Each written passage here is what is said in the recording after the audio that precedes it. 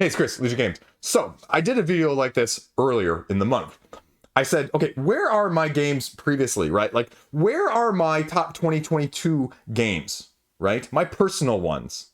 My top 10. How are they now? Are they still in my collection? What are my thoughts on them? I re-ranked them as a whole. But you know what? I said, who cares about my rankings, right? No one cares about my rankings.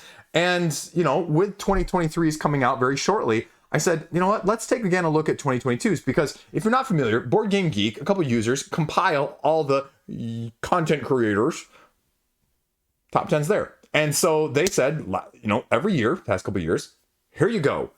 Everybody's ranking them. We statistically, you know, numerically, formulaically put them together and show you which ones were really the best, quote unquote, whatever that means, correlation, causation, you know. All that sort of stuff. And you know what? Let's talk about those. Let's go through as many as I can in a short amount of time, so this video isn't too long. But where are those games now as a whole, right? What is the thought? What is the consensus? What are my thoughts on it, right? Because it's my channel. Because, yeah, put some quick hits, hot takes out there. On the top, can we do 25 in a short video? Let's see. You ready for spicy takes? So, I mean, let's just start right at the hot ones, right? Let's start at the top. Let's not shy away and make this a reverse order game list and, you know, try and make you guess. No, I'm going to tell you what they are. I'm going to tell you my feelings on them. And you know what? The other question is, right? They're really the question. And this is the most important part of this video, more than anything else, right? Were they flash in the pans? Were people just hyping them because of hotness, because of, you know, getting them new recently bias? Was it selection bias that I talked about earlier in the year as well in January, right at the tail end of December, early January, where I said, hey, look, I can't rank or rate, you know, 10 or 15 of these really super popular games in 2023 because I just don't have forking access to them. And so, you know, when you've got big channels that have access to every game, or you have channels that don't cover things that I cover, for example, and vice versa, how do you make an overall ranking list and how do you really make this definitive? And the honest answer to that is you can't. But it's interesting to see then where things show up, because really the most useful thing of these lists, more than anything else, right, is to tell you how right I am and how wrong everyone else is. No, just kidding. It's to say who lines up with your taste the best. Because as I always say on my channel, I could care less if you agree with my opinion on the game, folks. I mean, even though my opinion is right and you're invariably wrong, you know, what matters is it good for you? Because I'm not trying to sell you on a game. I'm trying to sell you on games that only really you're going to love. Right? Right. I threw some sarcasm and some hyperbole there. Let's go. You didn't come around for the ramble. You came up for the game's #1 ranked game of 2022. Compilation, of course, right? Like, not clearly, but this one also had clearly the most #1s. Is Wonderland's War. That was on my top 10, but I think I even moved it down to my honorable mention when I redid my ranking list. Like, Wonderland's War. Like, I just try saying Wonderland's War 5 times fast. Wonderland's War, Wonderland's War, Wonderland's War, Wonderland's War, Wonderland's War. It's pretty good. But, I mean, it was fine, Druid City Games. I mean, it's an area control game. So area control games are going to have to be not just good for me. They're going to have to be freaking over the top amazing. And I have yet to be impressed by anything more controlling than, say, El Grande, which is getting a reprint, which is going to be on my Don't Buy Anything from Retail video later in this month, as well as my other favorite area control game, a little Japanese game known as Rumble Nation. And that was probably one of the first reviews I did on this channel as a whole. It's a horrible, crappy video. Don't go look at it. But it's still in my collection. It is my most played area control game in the first place. And Wonderland's War, I mean, it just felt a little bit like a little bit too disconnected. There was some errata in terms of balancing afterwards that they were fleshing out. And then they did the crowdfunding campaign as a second one that just kind of replaced one of the decks. And I said, I don't need another deck. Now, from talking to one of the people, James from Druid City, he said that, you know, there is a bigger box expansion in the works, or there has been plans for that. And so this first expansion that was just a deck replacement was not that, because that was my fear, right? Like, that was going to be it, but there's going to be something else in the works, because again, when you've got a game making that much cash and bling, you know there's going to be more content out from it, right? That's just the way capitalism works as a whole. And I love the standees. I love the chips. I did not go for the miniatures. I thought the miniatures were gray plastic chunky, you know, messes that I didn't need. And the standees are color and they're wonderful and they're awesome. And the chips are nice. So I'd love to have more incentive to play it more. It's sitting right there. It is almost within arm's reach outside of the camera. It's not going anywhere. Don't get me wrong. I'm not looking to get rid of it. but it's also harder to get to the table from that sense. I've rambled too long on that one. Endless Winter, Paleoamericans, right? That was the debate when this came out. Dune Imperium. Which team are you on? Dune Imperium, Paleoamericans, or Lost Ruins of Arnak? Well, you know what? The only one I've heard recently, actually seriously, consistently talked about, well, it's Dune. It's Dune. It's Dune. And, you know, there's nothing wrong with Endless Winter. I think it's a fine game. I have not yet done a video on it because I just have trouble expressing my full thoughts on it. But it's not one that I've seen like people really, really love. It was very, very hot at the time of crowdfunding. It was very, very hot right before delivery, and it's just kind of cooled off. And again, I don't have anything bad to say about it offhand. No, I'm not going to disparage any of these games, folks. None of these games are going to be bad games, but again, is it right for you? And I haven't played Lost Ruins of Arnak, so I can't tell you my personal feelings on that one, but Dune is a smashing success for me top to bottom, and so I think that comparison, it's like, you know, if you want to go back to basketball days, right? You've got the amazing players of Charles Barkley and Hakeem Olajuwon out there, right? But unfortunately, they played at the same time as Michael Jordan. They're all all-stars, right? But when you think of that era, you know, for the most part, you don't think of Hakeem, you don't think of Barkley, right? How many rings, does Barkley have? Anyway, but Hakeem got some only when Jordan was out, right? Jordan was the predominant. And so Dune is the predominant deck worker placement until something else knocks it off its pedestal, which we'll see. I'd love to see other games that utilize that mechanism, though. Come on, step it up. Next up, 3, Heat Pedal to the Metal. I mean, you know, Heat Pedal to the Metal is still hardly available at retail as a whole. People are still slightly scalping it on the secondary market. And with the more recent announcement of the expansion, maybe sometime-ish, maybe later this year from Days of Wonder, I mean, it's going to stay there. I love it. Again, I actually moved this one up on my rank list for my games of 2022, looking back at them. So I love the dynamics. Some people, the critics, don't because it's not complex enough. That's really the main criticism. It doesn't do enough of the minutia that people want. It's a little bit too random. It's more Ameritrash than Euro than people really enjoy from that sense because you're drawing cards and playing cards, and there's some randomness. But you're going to give me an additional racer. You're going to give me additional, 2 racetracks, I think, with the expansion. I mean, it's going to be a must-buy for me at some point. Not going to trade for that. No one trades for expansions very well. You know, it's really difficult to trade for expansions. Base game's easy-ish. But remember, with trades, you got to give something good up to get something good. But anyway, I mean, it's staying the test of time. It's staying just as hot as it was a year ago. And you could make an argument that if you had to re-rank these, and I'd be interested to see what other people did. I'd love to see some of the big channels re-rank things. Although, like, Dice Tower just put out their top 100, and everyone always complains on, like, Reddit and stuff that, oh my gosh, they've got, like 6 new games in their top 25 of all time from the last year. I don't really care about that, but I'd be interested to see just some channels look back and say, hey guys, how right or wrong were we? But it's tough saying you're wrong, right? That sentence made sense, right? Wrong? Right. Anyway, I'm just messing with you. Anyway, number 4, Planet Unknown. I have it. It's sitting right behind Dune, actually. I don't know. I mean, the Lazy Susan's nice. It is actually, let's be frank here. It's incredibly nice. The Lazy Susan is probably the best thing about that game because not having the pick up, tear down, setup issues that I just had with this game right here. If I can actually pick it up. I just filmed a review of World Wonders. By the way, love this game. Actually, fantastic game. And that's the issue, though, is if this thing had some sort of setup teardown, it would supplant and surpass and want me to get rid of that game as a whole. And, you know, the Supermoon expansion is adding more. It's lengthening it that by 15 to 20 minutes. The game is already long for what it is in the first place. Not disparaging the gameplay. It's a fantastic gameplay. The asymmetry, you know, is definitely a need. I like the dynamic of the Lazy Susan and picking of the Polyominoes in the first place. But I didn't feel like, it was an absolute must-hit that, say, Heat Pedal to the Metal was in terms of the genre and mechanisms in that sense for me. So, again, just like Wonderland's War, it's not going anywhere. And I debated about backing the expansion on GameFound when it came out, but ultimately I passed on it because I just said, hey, I haven't played it enough to do that. And, you know, frankly speaking, with World Wonders doing the same thing for half the price, and the expansion coming out offering more goodness for sometime later this year, hopefully. I mean, more accessible. Easier to get to the table, easier explanation, and shorter time frame to play.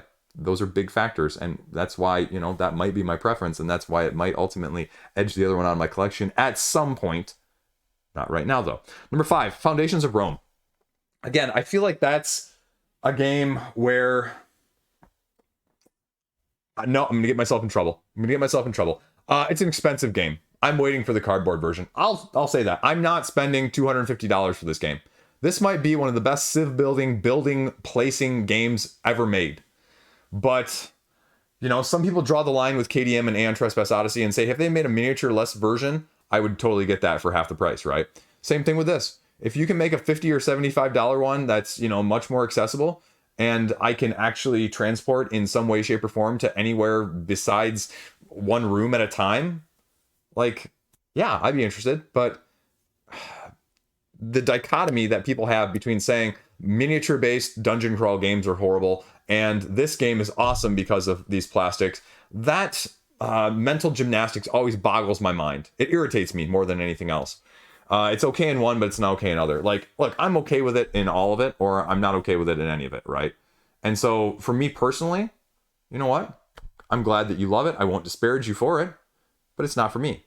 That's the attitude you have to have with this, not like my plastic is better than your plastic. And that's what this turns into, just like AEW versus WWE, right? Tribalism. I'm the chief of tribalism. Anyway, Tony Khan there. Anyway, so I'm going to get myself in trouble again before we go to number 6, and that's Carnegie. I mean, that was probably the biggest name heavy Euro of the year. And it sort of surpassed Darwin's Journey, which really should have been on this list, but didn't really come out because it had the campaign before Carnegie, and it ended up fulfilling after. And so just when I was doing the roundup this past week, talking about Kabuto Sumo and the fact that Kabuto Sumo is running their campaign in January here and delivering in July is freaking awesome. Because these time frames are coming farther and further out, and people are asking for money sooner and sooner before the proof of concept is anywhere close to being ready to actually get to the table or get to the production table, essentially. And so I think Carnegie got a lot of hotness because there was less time between those points, right? And people just liked it. And is it that much better? I can't speak to the mechanisms, but routinely, I mean, I would agree with this, that it was the most talked about, heavier worker Euro placement game of 2022, period. It's the one that I saw get mentioned the most. It's the one I saw people talk about the most. It's the one I saw people the most interested in that liked it. I had a copy. I traded it away. I was like, this is too heavy for me. Pass. Got something else in return. I remember what I got, though, as a whole. Next up, I mean, this game has been on my radar ever since Postmark Games put out their version of this as a print and play. You know, Guild of Merchant Explorers from AEG has always been on my radar because it's basically like a board version of that. A little bit more to it than the print and play version. And I love the print and play version. That was actually one of my top games of 2021. And Postmark Games has done successfully, you know, 2 since then. Aquamarine, and I'm forgetting the other one, Waypoints, I think. And so this was always like the big box version of it, but I've just somehow never ended up acquiring a copy of it. It's one of those games that I just hear people say every time that they just really like it.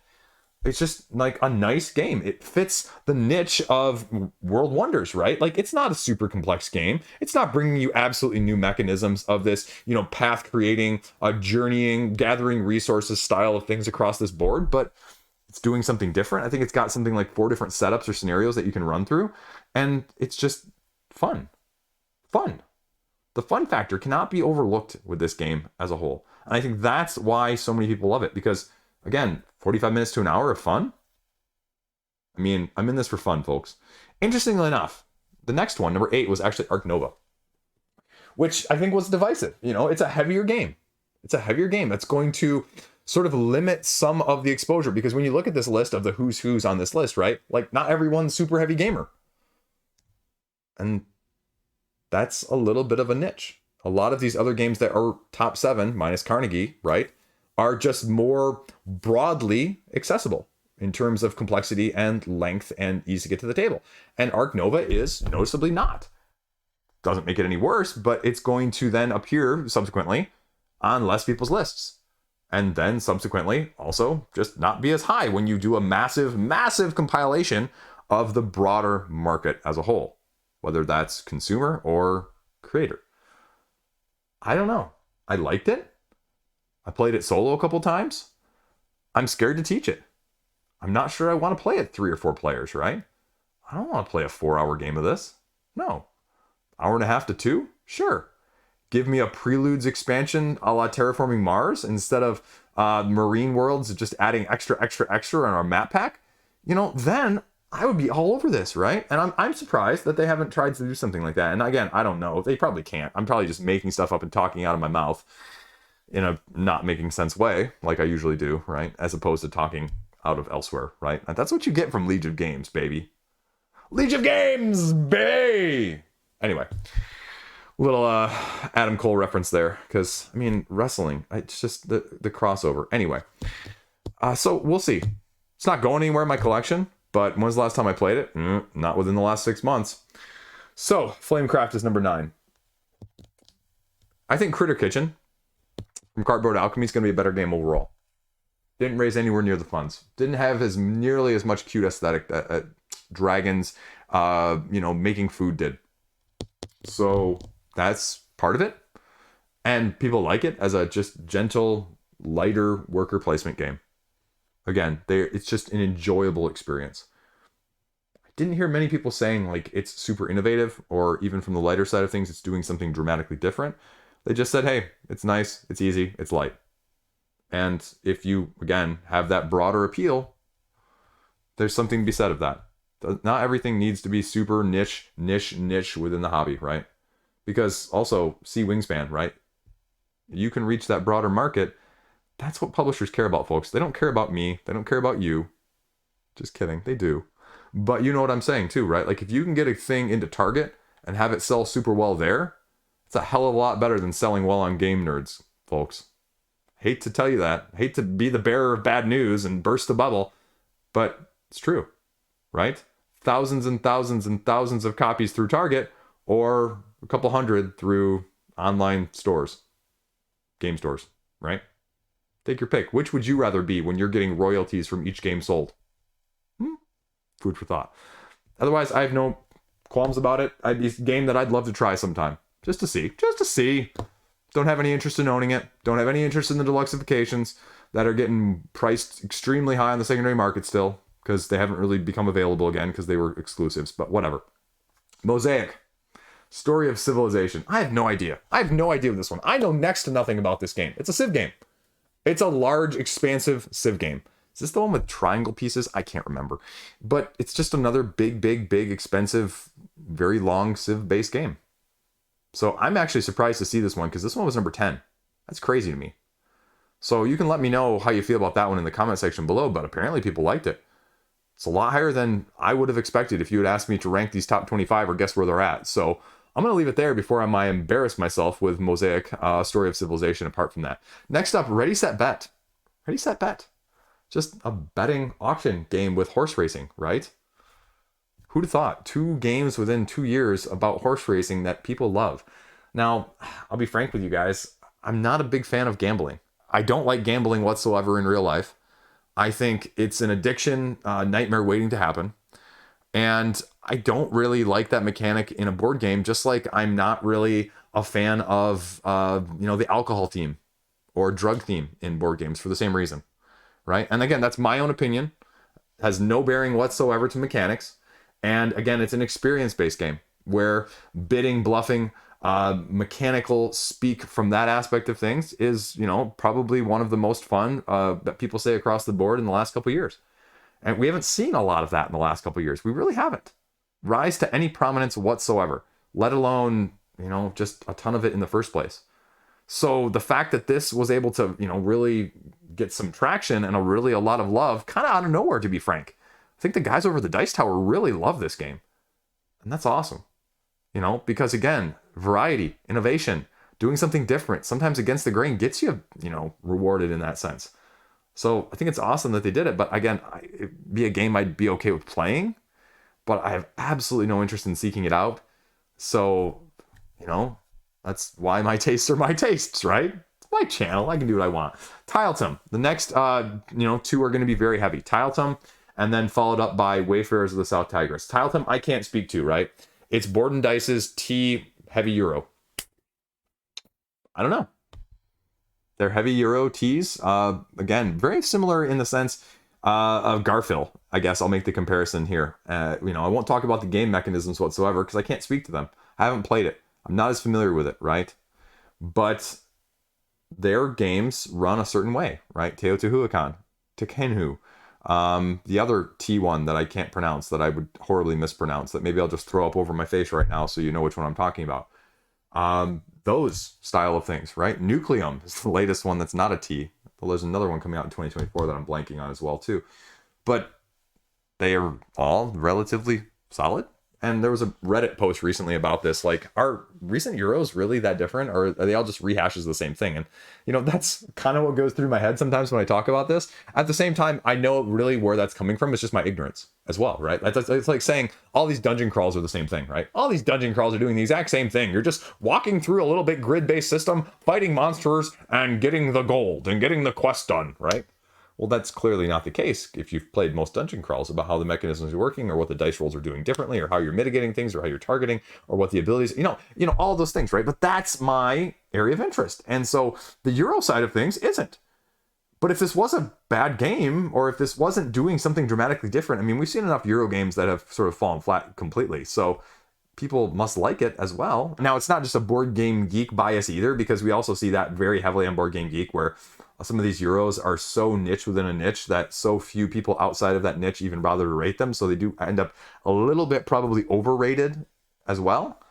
But this is better rated than a lot of the other T1s that have come out since Teotihuacan. So I give them a lot of credit there. It must be doing something right as a whole. And Wayfarers, again, I understand why people liked it, but the dynamic of the dice worker placement was a little too random for me. I love the center board mechanic of going across and having these areas that you're having to sort of pick and choose from, and that being the end game victory condition when someone gets across. I thought that was clever, but there's way too much randomness in the other selection for the dice and the colors of the dice around the outside for me, and it just didn't all click as well as I would have liked, personally speaking. So I ended up selling it locally, I think, actually, just recently. And you know, again, I'm completely open to inventors. I think Scholars is going to be the heaviest one, which is coming to crowdfunding later this year. But that is probably going to be way too heavy for me. Wayfarers was borderline. But Inventors, I think, is going to be a little heavier overall. I mean, again, it'd be a game I'd probably be interested in trying. But I'd have a hard time saying, like, this is going to be a super good game for me either, even though I'm a little bit of a sucker for dice worker placement in general. That's the biggest type of worker placement that I've covered on this channel by far and away. So, next up, 14, Oathsworn, which is really interesting. Again, people were saying this is the best dungeon crawler out there when this thing came out. Best dungeon crawler out there. Best boss battler out there. I went with Aeon Trespass Odyssey.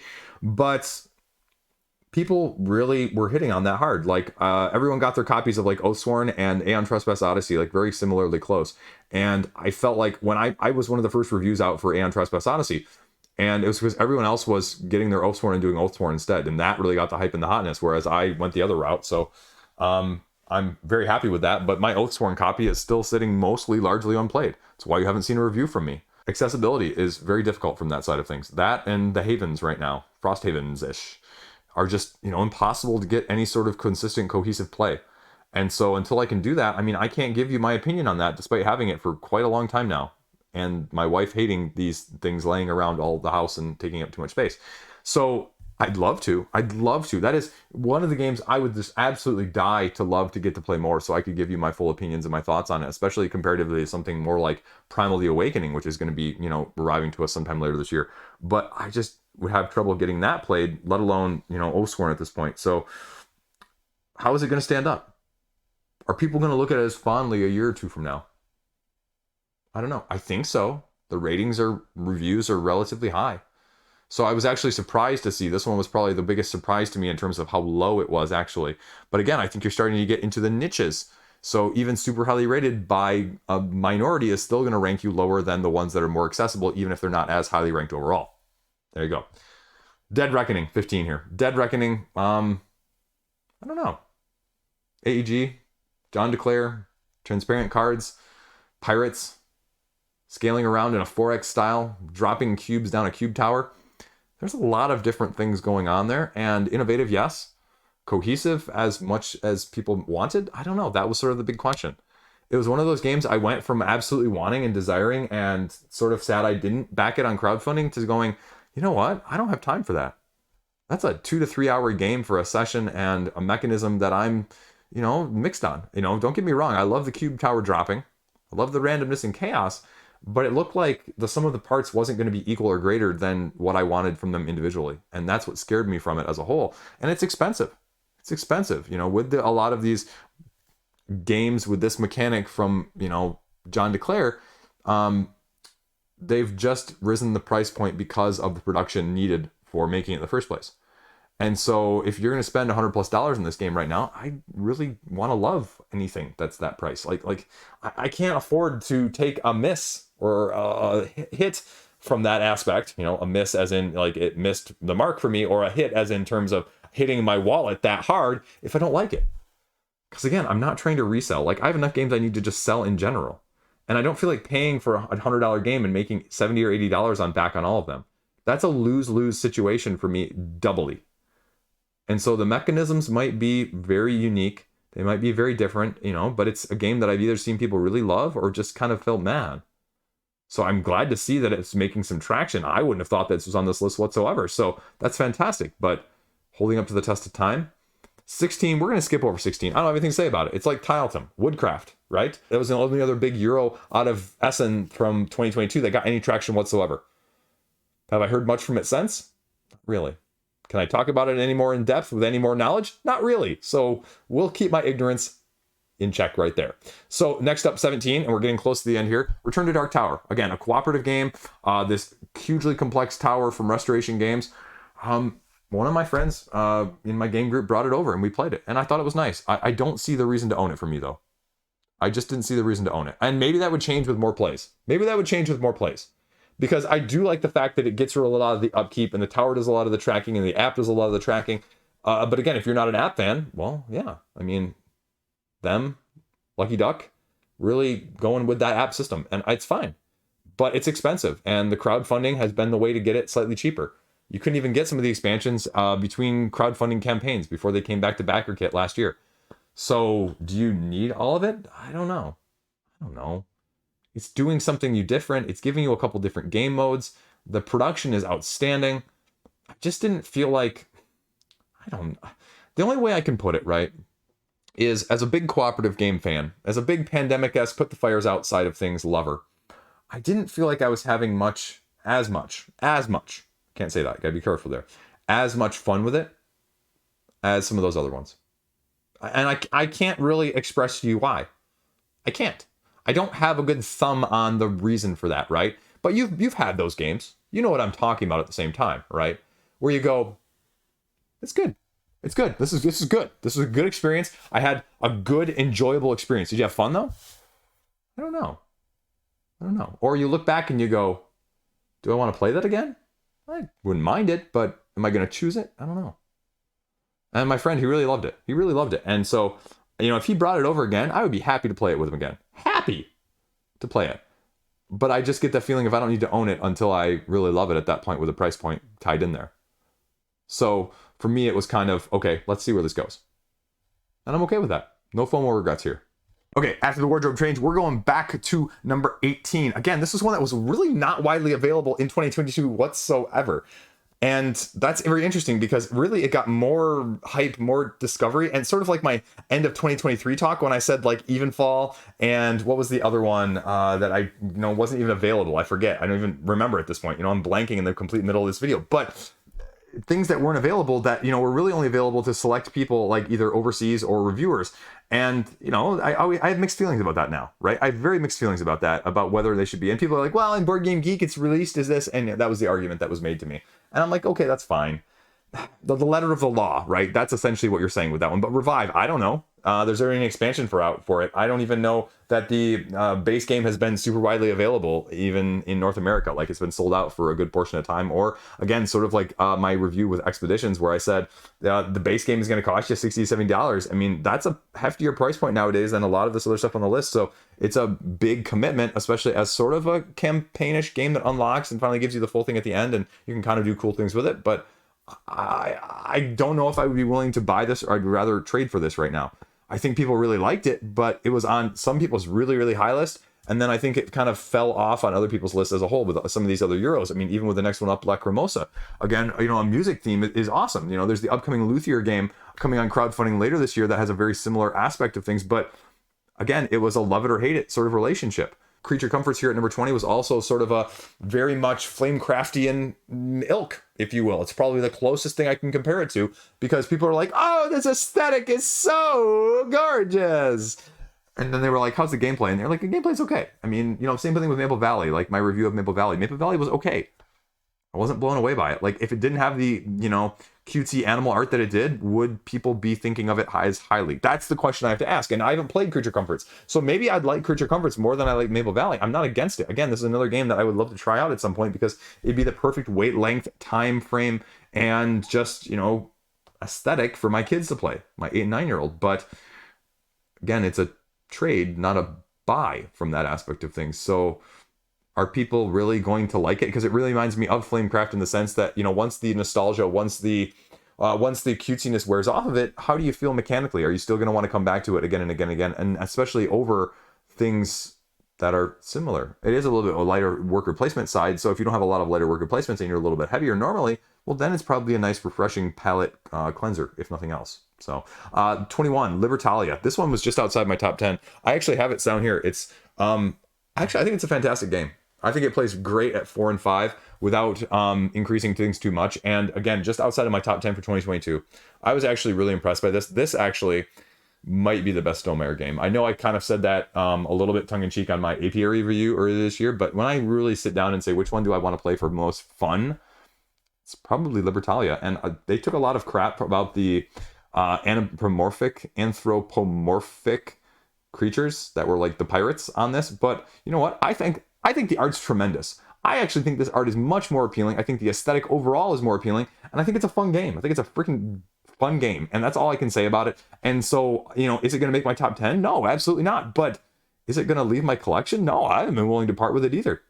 So that is something that I really enjoy. And similarly, up at 22 here, next up is Splendor Duel. Splendor Duel was on my top 10. I make the argument that this is probably the best 2-player game that came out in 2022. The best sole 2-player game, right? Because people are like, oh, great 2-player games. No, when I think of 2-player games, I think of games that only play 2. Not games that have 3 or 4-player counts that you play at 2 and that are good at 2. But that's what I think of. So that's what I mean by using that. But I think a lot of people looked at this and said, Splendor, oh, I'm too good for Splendor.